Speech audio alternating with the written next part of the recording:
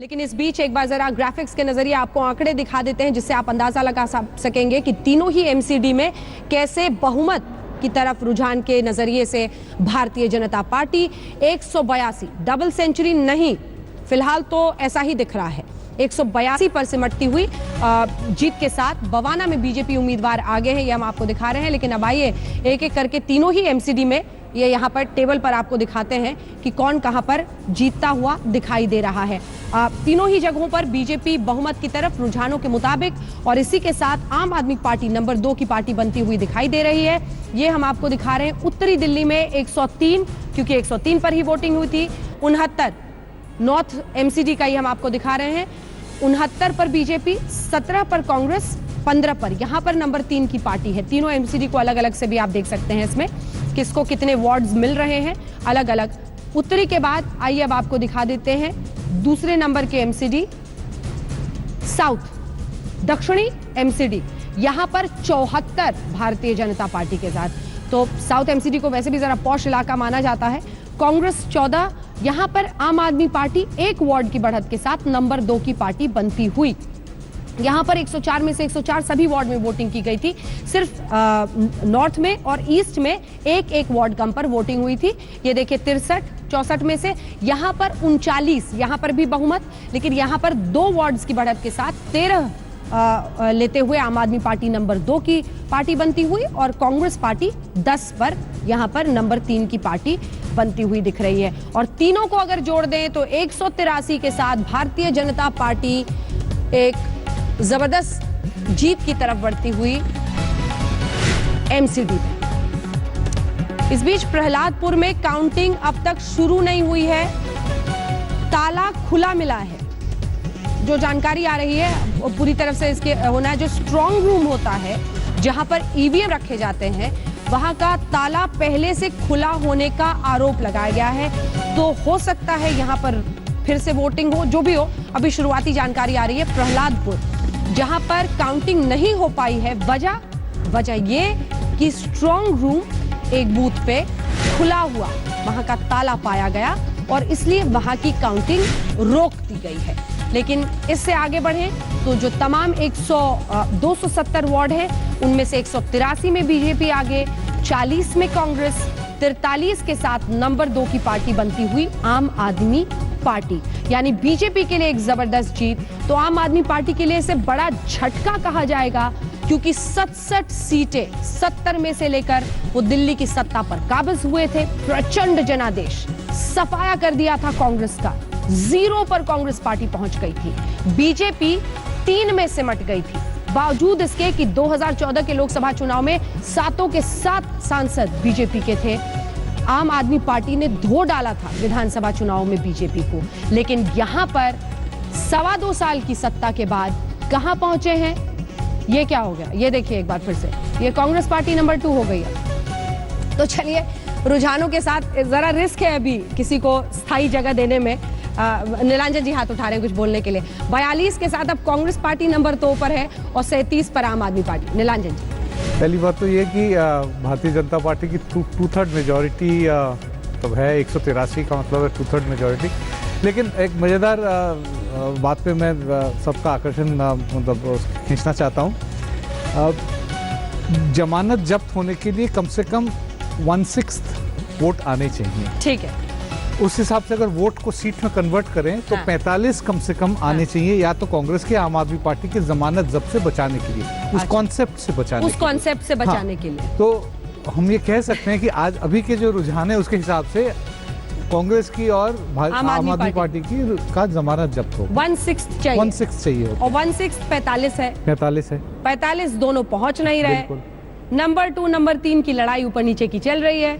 नलिनी सिंह जी भी अब हमारे साथ आ गई है। बैठिए मैम, कुछ देर में ये दिलचस्प आंकड़े आ रहे हैं और नीलांजन मुखोपाध्याय ने साफ साफ जो इसको देखते हैं हम, जो पैटर्न रहा है उसमें 187 के साथ एक जबरदस्त 2/3 बहुमत से भी आगे बढ़ती हुई भारतीय जनता पार्टी। लेकिन 1/6 आना चाहिए बाकी दोनों पार्टियों को। 45 वो बनता है, वहां नहीं पहुंचने पर जमानत जब्त होती है। हमारे साथ 2 खास मेहमान, अब शाहनवाज हुसैन साहब राष्ट्र प्रवक्ता भारतीय जनता पार्टी के, और शर्मिष्ठा मुखर्जी वरिष्ठ नेता कांग्रेस पार्टी के हमारे साथ जुड़ रही हैं। और ये सॉरी के अंदाज में अब आप नरेंद्र मोदी को तस्वीर में देख रहे हैं, वो इसलिए क्योंकि एमसीडी के चुनाव, हालांकि रैली और भाषण प्रधानमंत्री के नहीं हुए थे, लेकिन जीत बड़ी मिलती हुई दिखाई दे रही है। शाहनवाज हुसैन साहब, पहले तो मुबारक, क्योंकि एमसीडी में अभी तक जो रुझान आ रहे हैं उसके मुताबिक आप एक बहुत अच्छी जीत की तरफ बढ़ रहे हैं, लेकिन इसी के साथ उस जिम्मेदारी का भी एहसास होगा जो सारे के सारे उम्मीदवारों को बदल डालने के बाद बीजेपी हासिल कर पाई है।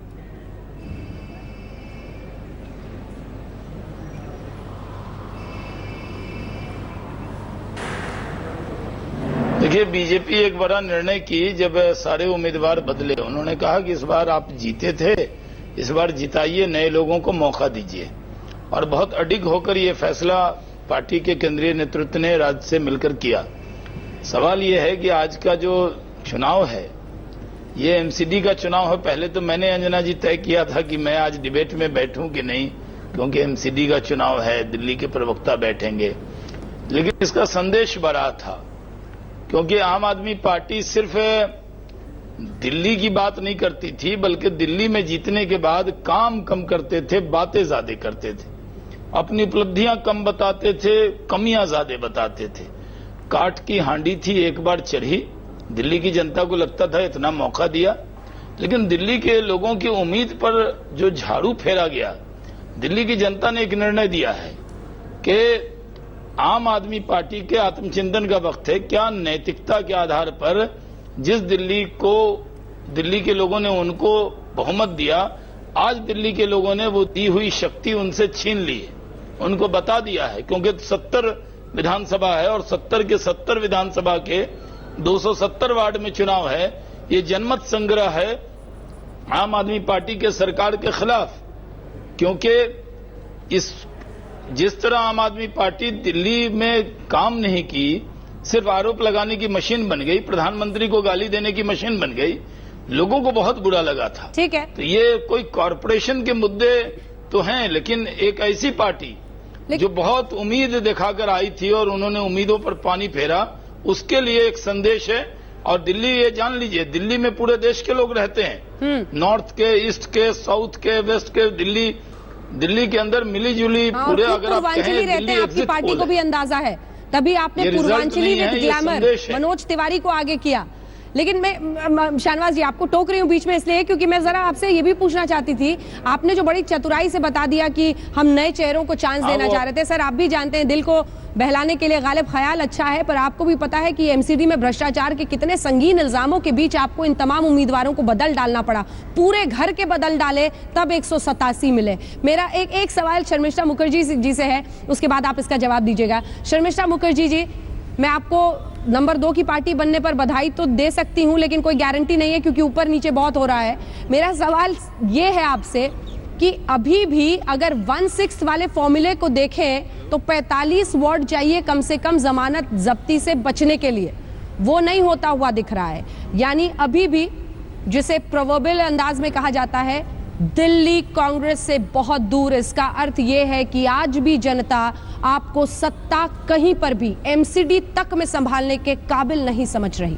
शर्मिष्ठा जी। अंजना जी, आपने बहुत ही स्ट्रॉन्ग वर्ड से एक सवाल किया और आपका सवाल ये दिखाते हैं कि शायद आप कहीं बायस्ड हैं, लेकिन आपको मैं एक बात याद दिलाना चाहूंगी कि आप तो जनता भी बायस्ड है मैम। नो, जनता बायस नहीं है, क्योंकि आप अगर वोट शेयर देखेंगे, आपकी आज तक की एग्जिट पोल, जो कि एग्जिट पोल बिल्कुल गलत निकल रहे हैं और एग्जिट पोल से के मुताबिक हम कांग्रेस बहुत अच्छा कर रहे हैं, लेकिन आपका आज तक का एग्जिट पोल का हिसाब से भी कांग्रेस का मिनिमम 24% वोट शेयर मिलेगी। और अगर हम 2015 से कंपेयर करें, क्योंकि 2015 में लोग हमें कंप्लीटली रिजेक्ट कर दिया था, तो हमें वहीं से बिल्कुल फ्रॉम ग्राउंड जीरो हमने स्टार्ट किया है। और अगर आज के हिसाब से भी, आज तक का हिसाब से भी हमें 24% भी मिले, so that's a gain of 12%। और 2 साल में 24% से काफी ज्यादा होगा, ये हमें पूरी भरोसा है। दूसरी बात, आपको ये ध्यान रखना पड़ेगा कि 2015 में आप देखिए बीजेपी का सीट 3 आया था, लेकिन बीजेपी का वोट शेयर में ज्यादा फर्क नहीं आया, क्योंकि उनके एक डेडिकेटेड वोट बैंक हैं। लेकिन कांग्रेस का जो वोट बैंक था वो कंप्लीटली आम आदमी का पास चला गया था। तो अब अभी हमारा साथ, हम बीजेपी का साथ भी लड़ रहे हैं और आम आदमी का साथ भी लड़ रहे हैं, और हमारे लिए बहुत जरूरत है कि हमारे पुराने जो अरे शर्मिष्ठा जी, मैं तो उसको दूसरे तरीके से देखती हूँ। एक सेकंड मैम, शर्मिष्ठा जी, मैं तो उसको दूसरे तरीके से देखती हूँ। एमसीडी में बीजेपी के खिलाफ एंटी इनकम्बेंसी, राज्य सरकार में आम आदमी पार्टी के खिलाफ एंटी इनकम्बेंसी, इसका फायदा तो सीधे सीधे आपको मिलना चाहिए था, लेकिन मिला नहीं। शाहनवाज जी, उनकी बातों का जवाब दीजिए। आप किससे पूछ रहे हैं, मुझसे या शाहनवाज जी? शाहनवाज जी आपकी बात पर रिएक्ट करेंगे। शाहनवाज जी वो कह रहे हैं कि कहीं से कहीं पहुंचे। मैंने जब ओपनिंग रिमार्क किया तो मैंने कांग्रेस को, मैंने तो कांग्रेस को नहीं, मैं तो ये कह रहा था कि कांग्रेस पार्टी अब वही भाषा बोलने लगी है जो 60s में विपक्ष के लोग बोलते थे। हमारा वोटिंग परसेंटेज बढ़ रहा है, हम आगे बढ़ रहे हैं। आप उनको खुश होने के लिए अगर ये काफ़ी है तो मुबारक हो उनको, क्योंकि कांग्रेस को जमानत जब्त हो रही है अभी भी, मतलब 45 सीट चाहिए, और आपके स्क्रीन पर अगर 40 सीट दिख रही है और कांग्रेस इसी से खुश होना चाहती है तो उनको जरूर मुबारक होना चाहिए। शर्मिष्ठा जी, लेकिन मैं आपको बता दूं कि कांग्रेस पार्टी आम आदमी पार्टी से पहले 15 साल यहाँ हुकूमत में थी, और अभी आम आदमी पार्टी की एंटी इनकम्बेंसी थी, हम लोग एमसीडी में थे, फिर भी कांग्रेस की इतनी बुरी हालत हो रही है। इस पर कांग्रेस को चिंतन करना चाहिए। शर्मिष्ठा जी, इसमें अगर आप इसमें खुश होना चाहते हैं तो जरूर मैं मुबारकबाद देता हूं। शर्मिष्ठा जी, अंजना जी, मैं आपको बताना चाहूंगी कि इससे पहले ही मैं आपके इंडिया टुडे में थी, वहाँ स्क्रीन में 67 दिखा रहा था कांग्रेस का, यहाँ आप 40 दिखा रहे हैं। तो मुझे पता नहीं कि कहाँ से ये फिगर्स आ रहे हैं, लेकिन जो मुझे पता चला है, मेरे पास भी जो इलेक्शन कमीशन का भी अपडेट्स किसी कोई भेज रहे हैं वेबसाइट से देख के, और अलग अलग, कि कांग्रेस काफ़ी अच्छा कर रहे हैं। और आप ये देखिए, कांग्रेस का लास्ट टाइम हम लोग 77 थे, और तब दो पार्टीज में खाली 2012 में 2 पार्टीज का बीच में ये कॉन्टेस्ट हुई थी, तो तब 77 थे। और तीनों पार्टी में जो हम कर रहे हैं, आज हम 67 में अगर हम लीड कर रहे हैं तो हम इतना बुरा नहीं कर रहे हैं। और वो भी देखना ज़रूरी है कि आप कहाँ से आ रहे हैं। बट इसमें आप कांग्रेस से भी ज़्यादा डेफिनेटली हमें और भी बेटर करना चाहिए था, लेकिन बीजेपी ने तो एक जो एमसीडी होता है, एक ग्राउंड लेवल की इलेक्शन होता है, एक बिल्कुल ज़मीनी जो रियलिटीज़ हैं, जो ज़मीनी कैंडिडेट्स हैं, उन पर ये चुनाव लड़ा जाता है। लेकिन एमसीडी इलेक्शन में भी बीजेपी ने मोदी जी का इलेक्शन बना दिया। ये अजीब बात है कि एक एमसीडी चुनाव के लिए आप प्राइम मिनिस्टर को प्रोजेक्ट कर रहे हैं, तो ये दिखाते हैं कि उनकी दिल्ली में, उनके स्टेट लेवल में कितनी लीडरशिप की बैंकरप्सी है कि एमसीडी चुनाव के लिए उनको मोदी जी को प्रोजेक्ट करना पड़ा। और दूसरी बात यह है कि एमसीडी ने हर जगह तो राहुल जी की तस्वीर लगी थी। सर, मुझे भी जरा बोलने दीजिए, आपने जब बोला था मैंने इंटरप्ट नहीं किया था, लेकिन जहां पर बीजेपी ने खुद ये स्वीकार कर लिया कि उनकी सिटिंग काउंसिलर्स जो हैं वो भ्रष्टाचारी हैं, निकम्मे हैं, इसीलिए कोई भी सिटिंग काउंसिलर्स को उन्होंने फिर से रिपीट नहीं किया। तो बीजेपी एज अ पार्टी, खाली चुनाव जितना जरूरी नहीं है, लेकिन दिल्ली की जनता को उनका जवाब देना बहुत जरूरी है कि ये पिछले 10 साल में जो भ्रष्टाचार और निकम्मापन बीजेपी के काउंसिलर्स दिखाए, खाली टिकट नहीं देना काफी नहीं है, लेकिन उनके लिए जो करप्ट प्रैक्टिसेस की हाल वजह से आज एमसीडी का ये हाल है, तो उसके लिए बीजेपी के पास क्या जवाब? शाहनवाज जी जवाब देना चाह रहे हैं, उसके बाद नलिनी जी भी सवाल पूछेंगे आपसे। शाहनवाज जी, इसका जवाब जरूर दीजिए। ये ब्रांड मोदी की जीत होगी, एमसीडी में कामकाज पर मुहर नहीं समझना, ये आप भी जानते हैं।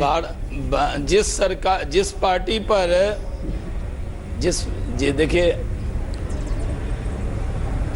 जिस पार्टी की ब्रांडिंग 12 लाख करोड़ के स्कैम की हो, जिस पार्टी ने भ्रष्टाचार की प्रतीक बन गई हो, वो पार्टी अगर बीजेपी के जीतने पर ये कहे कि निकम्मे और भ्रष्टाचारी बीजेपी थी, ऐसा नहीं है। हम लोगों ने निर्णय किया कई बार, ये निर्णय आज नहीं किए, कई जगह हम लोगों ने किए हैं कि काउंसलर को, नए लोगों को मौका दिया है। और बात यह है कि जीत में बीजेपी, दिल्ली की जनता ने जनमत दिया है, बीजेपी को सपोर्ट किया है। और शर्मिष्ठा जी ने हमसे कहा कि अब मोदी जी का ब्रांड है, हमारे पास मोदी जी हैं, आपके पास राहुल जी हैं। अगर आप मोदी जी का नाम हम लेते हैं, आप राहुल जी का नाम लेकर चुनाव में जाइए, कौन रोकता है? चलिए ठीक है, इसका एक जवाब दे दीजिए। लेकिन शाहनवाज जी, नए उम्मीदवार वाली, ये थ्योरी मत चलाइए सर। ये सबको पता है कि भ्रष्टाचार नए चेहरे, से ऊपर चला गया था, नए जोश के साथ भ्रष्टाचार सिर से ऊपर चला गया था एमसीडी में, और इसीलिए आपके नेताओं ने भी पूरा का पूरा बदल डाला। लेकिन राहुल गांधी का चुनाव बनाने से किसने रोका? शर्मिष्ठा जी, ये उनका सवाल है। देखिए, हम कांग्रेस की तरह नहीं है कि अगर इल्जाम लगते हैं तो उसी पार्टी को लेकर हमने, या जो जब देश के प्रधानमंत्री हैं उनसे कभी नहीं लड़ा जाते हैं, क्योंकि एमसीडी चुनाव जो है बिल्कुल ग्रास रूट लेवल पे लड़ा जाता है। तो ये तो पहले दफे हुआ है कि एक एमसीडी चुनाव के लिए भी आप देश के जो प्रधानमंत्री हैं उनका फेस आप इस्तेमाल कर रहे हैं। तो ये तो बिल्कुल ही एक स्टेट लीडरशिप की बैंकरप्सी दिखाते हैं। और सेकेंडली, बीजेपी का आपने जो भ्रष्टाचार का बात कर रहे हैं सर, 2.5 साल ऑलमोस्ट 3 साल हो गए आप केंद्र में सरकार बनाए हैं, और आम आदमी पार्टी भी देखिए भ्रष्टाचार की बात करती थी कि शीला दीक्षित के अगेंस्ट उनका पास ट्रंक लोड्स, ये केजरीवाल जी ने भी कहा था कि ट्रंक लोड्स ऑफ डॉक्यूमेंट्स हैं। तो 2.5 साल केजरीवाल जी के हो गए, 3 साल आप केंद्र में हो गए, सारे डॉक्यूमेंट्स आपके पास हैं। तो ठीक है, बेशक जो भी भ्रष्टाचारी हैं, हम बोल रहे हैं उनको बेशक पकड़ के जेल में डालिए, किसने मना किया आपको? लेकिन आज तक कुछ नहीं हुआ, बस खाली एलिगेशंस एलिगेशंस एलिगेशंस, खाली एलिगेशंस। क्यों? 3 साल में आपने क्या क्या स्टेप्स लिए हैं और कौन कौन किनको सजा मिले हैं, आप ये बताइए। कांग्रेस पूरी तरह से आपका कोऑपरेट करेंगे, लेकिन खाली एलिगेशंस काफी नहीं है। 2 लाइन में इसका जवाब दीजिए, फिर नलिनी जी आप अपना सवाल पूछेगा, क्योंकि ये आपस में सवाल जवाब नहीं तो इनका चलता रहेगा। शाहनवाज जी, आरोप आरोप आरोप। जी, मैं कह रहा हूँ ये नहीं, ये कह रहे हैं कि मोदी जी का नाम, अगर क्या जनता की जबान पर मोदी का नाम लेने पर पाबंदी लगा दें? हमारे पास मोदी जी हैं, आपके पास 2G हैं, तो दिक्कत ये है कि आप भी नाम लीजिए। अगर हम मोदी जी ने कोई पब्लिक मीटिंग नहीं की, लेकिन जहाँ भी हम लोग जाते थे कैंपेन में, जनता मोदी कर रही है, तो क्या कहते हैं कि नहीं एमसीडी का चुनाव है तो मोदी का नाम नहीं लीजिए। आज भी देखिए, कॉरपोरेशन के चुनाव में भी मोदी जी का नाम लोग लेते हैं, मोदी जी पर भरोसा है। आप भरोसे का नेतृत्व क्यों नहीं खड़ा करते? कांग्रेस के पास अगर पूरी तरह से वो नेतृत्व नहीं है तो हम थोड़ी जाके आपके यहाँ नेतृत्व पैदा कर देंगे। हम तो कहेंगे हमारे पास मोदी है, आपके पास कौन है? आप बताइए ना, हमारे पास मोदी जी हैं, आपके पास कौन है? नाम लेने के लिए कोई नहीं है, किसका नाम लेकर चुनाव में जाएंगे? स्टेट लेवल लीडर की बात कीजिए। हमारे पास है, हमें फख्र है कि हमारे पास मोदी जी है। आपके पास कौन है बताइए? जैसे हमने अजय माकन जी का नाम पे लड़ा, लेकिन आपका पास हिम्मत नहीं है। स्टेट में गैलेक्सी और मनोज तिवारी हैं। मनोज तिवारी हमारे अध्यक्ष हैं। उनके सामने मनोज तिवारी जी की सभा होती है 10-10 हजार की। मनोज तिवारी जी के सामने आपका नेतृत्व कहीं खड़ा नहीं हो सकता। खड़ा नहीं हो सकता तो आप मनोज तिवारी का दिल्ली कॉर्पोरेशन का होर्डिंग्स में इतने बड़े शर्मिष्ठा जी, इतना छोटा फोटो आपको क्या बीजेपी का पोस्टर भी कांग्रेस से डिजाइन कराना पड़ेगा? कैसा बीजेपी का पोस्टर कैसा हो, हम अपने नेता की तस्वीर कैसे लगाएं, आपको पूछ के डिजाइन करना पड़ेगा। आप राहुल गांधी जी की बहुत बड़ी लगाए हुए सब जगह देखा मैंने, लेकिन राहुल जी का जहां पोस्टर लगाते हैं वोट घट जाता है। मान लीजिए शहनवाज जी की स्टेट लीडरशिप आपके पास है नहीं, इसीलिए आपको प्राइम मिनिस्टर का नाम इस्तेमाल करना पड़ा। हमारे यहाँ गैलेक्सी ऑफ लीडरशिप है। स्टेट में एक से एक नेता है, हमारे एक से एक नेता है। हमारे 7 MP हैं जिनका कद बहुत बड़ा है, और हमारे पार्टी के नेताओं के सामने आपके पार्टी के स्टेट लीडरशिप में भी कोई लीडरशिप नहीं है। लेकिन मोदी जी के चेहरे पर कहाँ हम लगाएं नहीं लगाएं, इस पर कांग्रेस से नो ऑब्जेक्शन सर्टिफिकेट की जरूरत नहीं है। चलिए, मुझे लगता है शर्मिष्ठा जी आज आपके अंदाज में चीनी कम जरूर है, लेकिन काफी प्रबल अंदाज में। मुझे तो लगता है मुझे आपको बधाई देनी चाहिए, क्योंकि लंबे वक्त के बाद एक प्रबल प्रवक्ता को मैं कांग्रेस पार्टी की तरफ से अपनी बातें और दलील रखते हुए देख रही हूँ। Thank you Anjana ji, personal thanks. बिल्कुल, क्योंकि आज एक प्रबल अंदाज में बड़े लंबे वक्त बाद मुझे कोई कांग्रेस पार्टी का प्रवक्ता दिख रहा है जो कंफ्यूजन से बाहर हटकर कम से कम धावा बोल रहा है सामने वाली पार्टी में। और तब फिर आलोक जी का वो बयान की नौसिखियाते सामने वाले नहीं चलेगा। शायद प्रबल लोगों की जरूरत है इन पार्टियों को, अगर सशक्त विपक्ष इस देश में बनाना है लोकतंत्र की मजबूती के लिए। नलिनी जी, अब आप अपना सवाल पूछ सकते हैं। शहनवाज जी, आपसे एक बात पूछनी है। आज आपके लिए बहुत ही मंगलमय दिन है। 187 पे देख रही हूँ कि भाजपा का आंकड़ा चला गया है। बात तो हो रही थी 235 पर जाने की। आपके जो अध्यक्ष है मनोज तिवारी जी, इन्होंने कहा था कि हमें लगता है कि 235 आ जाए। क्या आप समझते हैं कि, और अब ये आंकड़े बहुत ज़्यादा शायद ना बदलें, क्योंकि 41, 35 और 7 यानी दूसरों को भी लगता है कि वहाँ तक भी गई है, तो क्या आपको लगता है कि 2014 की तुलना में, हालांकि कह रहे हैं कि ना करिए, लेकिन आपने कहा कि दिल्ली जो है वो एक माइक्रोकोज्म है, यानी यहाँ पर भारत के सभी लोगों के एक प्रतिनिधित्व है, तो क्या आपको लगता है कि थोड़ा सा आपका जो वोट है वो खिसका है 2014 को लेकर के? और अब आप देखिए कि आम आदमी पार्टी का देख लीजिए, 2015 में कहाँ था उनका वोट और अब क्या नज़र आ रहा है? आपका 2014 में कहाँ था और कहाँ नज़र आ रहा है? आज थोड़ा खिसका है क्या?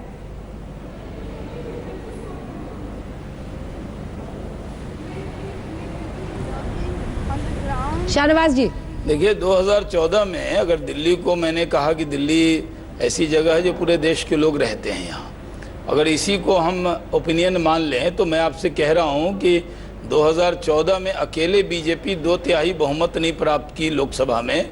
ये संदेश है कि 2019 में इस चुनाव को अगर आधार मान लें तो हम 2/3 बहुमत प्राप्त करेंगे लोकसभा के अंदर, क्योंकि 200 हम लोग 283 हैं, अगर पूरे लोकसभा के अंदर आज 283 हैं। दिल्ली को ही आधार मान लें, अगर 14 की जगह 19 का आगे का फ्यूचर का भी अगर इसको आधार मानकर करें तो 2/3 बहुमत तो अभी भी हमें मिल रही है। तो कम से कम हमारे इस बहुमत को कम करके ना आंका जाए।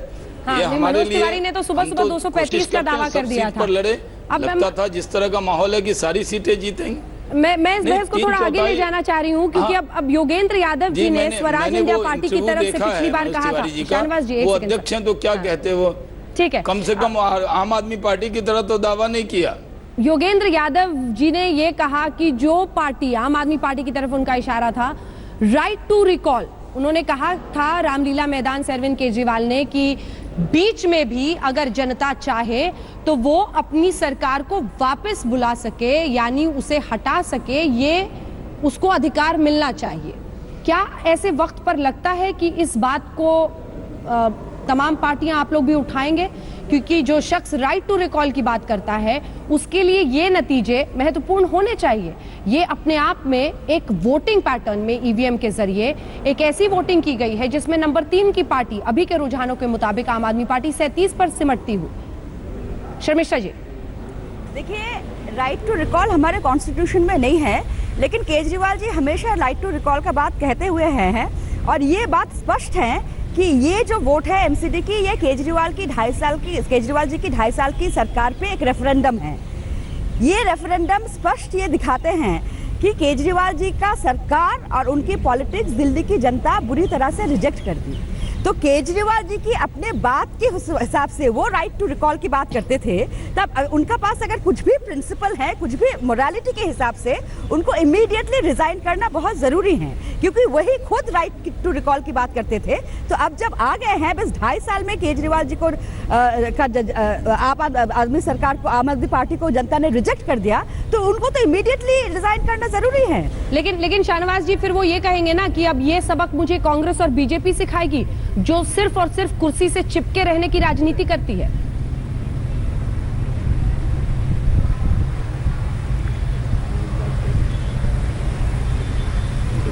इस बीच पहला नतीजा बीजेपी के पक्ष में खबर आ रही है। बातें बनाना उनको बहुत आता है, लेकिन वो कहते थे हर बात जनता से पूछ के करेंगे, और जनता ने कह दिया, जनता ने कह दिया कि दिल्ली की जनता ने आपको रिजेक्ट कर दिया है, दिल्ली की जनता ने रिकॉल कर लिया है।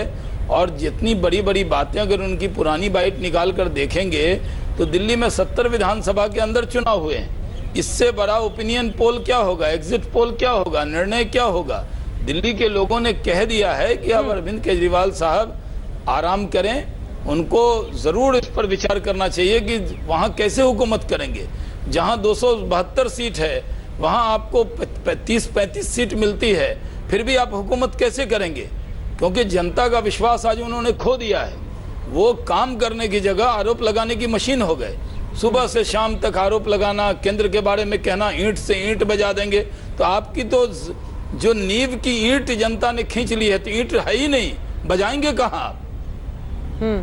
ये एक ऐसा मुद्दा है जिसपे दोनों एक तरफ होली है। अंजना जी, मैं दो बात इनसे पूछना चाह रहा था, शाहनवाज जी से भी और शर्मिष्ठा जी से भी, कि इस तरह के चुनाव के नतीजों के बाद क्या कांग्रेस पार्टी केजरीवाल के इस्तीफे के साथ नए आपको चुनाव रोक रही हूँ सर, आपको रोक रही हूँ।